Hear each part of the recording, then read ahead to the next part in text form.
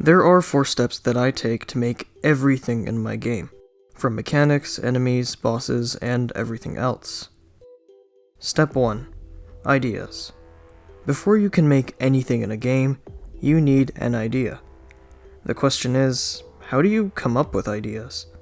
You may think that creativity is a special gift, but I believe that there are 2 main aspects to making ideas: a knowledge base and having conceptual thinking. Let's start off with a knowledge base. This refers to everything you understand and are aware of. Every type of media you have ever consumed, your life experiences, even your personality and philosophical views. All of it. To expand your knowledge base, you need to know more things. Here are some of the ways that I generally come up with ideas. Literature and media are great sources of inspiration for ideas.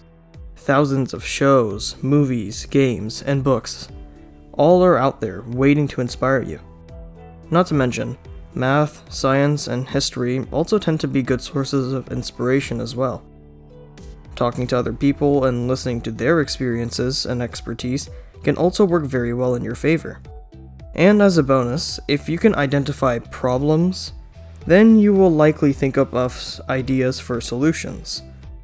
Inspiration overall is everywhere, but that's not enough. You need to have the ability to take something, no, literally anything, and say, this is great inspiration for my game. Of course, the source of inspiration can depend on what kind of game you're making. For example, my game, Boxes and Bullets, takes a lot of inspiration from medieval architecture and aesthetics for enemies. The first boss I've ever created was inspired by chess. I've named it the Rook, based on its design. Additionally, my friend Vex wrote down an idea about a rapier boss in my development journal.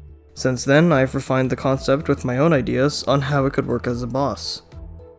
Regardless, all of these ideas were made using my knowledge base, things I knew about from my own knowledge or from others. Theoretically, the larger your knowledge base is, the more ideas you should be able to come up with. Of course, that does not exactly play out in reality, and that's where I believe conceptual thinking comes in. Conceptual thinking is your ability to understand complex ideas and spot patterns. With conceptual thinking, you can create connections between things that are seemingly unrelated. Now, how exactly does that tie into having a large knowledge base? Let's pretend this grid of dots is my friend Vex's knowledge base. It's a simplistic 4x4 grid. Compare that to my knowledge base with this grid. It's much more impressive. Until you realize that size is meaningless. If Vex has better conceptual thinking, he can ultimately produce way more ideas than I ever could, even though his knowledge base is smaller. Fortunately though, that's not the case. If I have the same level of conceptual thinking as him, I can make way more ideas just because I have more to work with. And because I have a higher level of conceptual thinking, well, you get the idea. Expanding your knowledge base and improving your conceptual thinking are a very easy way to generate more ideas. Someone's mental state and environment are also equally important factors to consider as well. It's important to note that the nature of ideas and creativity are not limited to this type of model. People can have their own interpretation for what ideas are and how they best fit. But if you try to be truly original in everything that you do, you will fail. Nothing can be original. Everything takes inspiration from everything else. Ideas cannot come from nothing.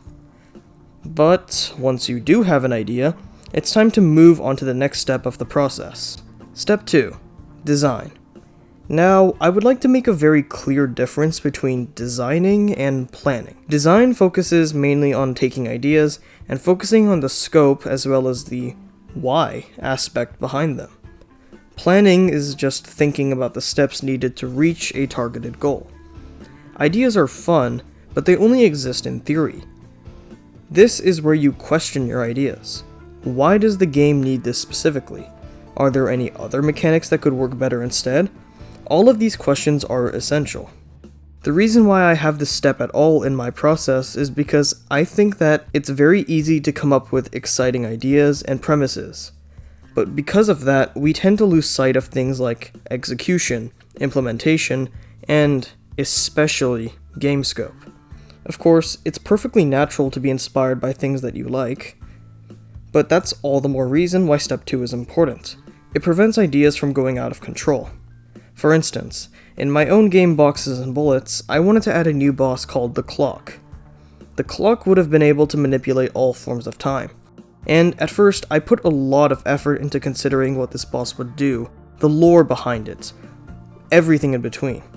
However, I realized that it would increase the game scope to such a large scale, so I cut off the idea entirely.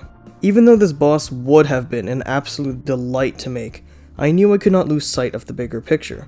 There's no harm in trying out new ideas on a whim every now and then, but every idea should be evaluated on practicality, efficiency, and effectiveness. I would also like to acknowledge that some ideas are worth adding even if they do increase the game scope. Originally, Boxes and Bullets was going to be 4 levels, with no story, dialogue, final boss battle, and it was missing a lot of necessary features. But instead, I've decided to increase the game scope and add on more. Even though I can't work on the game consistently, the current scope of the game, though more time would be needed for it, will be much better in quality than my original idea. Either way, that's exactly why step 2 is so vital. Even if you have a good idea, sometimes it should not be implemented. But in the case that you do have a good idea you want to implement, that would bring us to the third step of my development process. Step 3. Plan. Planning is my personal favorite part of game development, because now we have a realistic idea, all we have to do is think about the next steps needed to reach a targeted goal. The second step, of course, would make planning much easier. Once you've eliminated the impractical parts of an idea that you cannot help to make, considering things like game scope and implementation, thinking about the actual structure becomes much easier. Typically, a refined idea is much easier to plan out than an unrefined one in my own experience. Notebooks are a great way to plan out mechanics.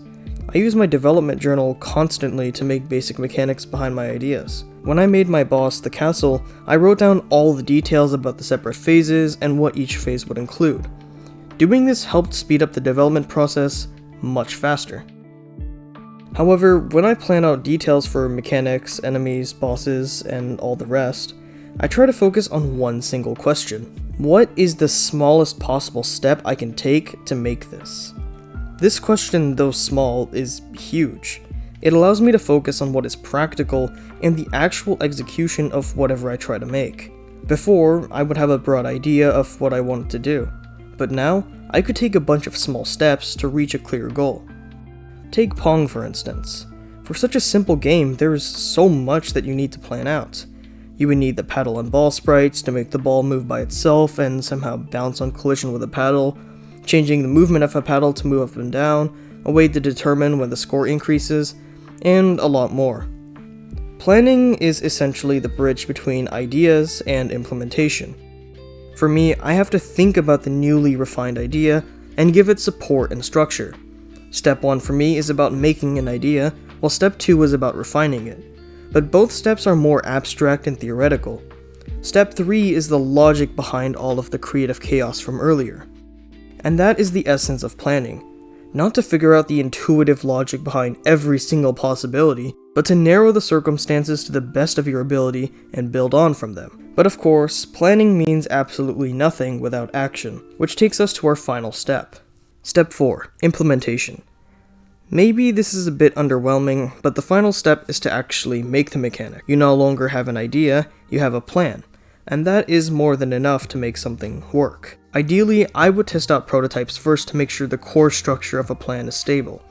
If not, then I would repeat, reiterate, and revise the plan until it works. Whenever I encounter problems in implementation, I like to create real-life models of what I'm working with, which helps me a lot in coming up with solutions. You may wonder why the final step is the shortest in this video, and it's a very fair question. The process of actual implementation will vary from person to person, that's a given.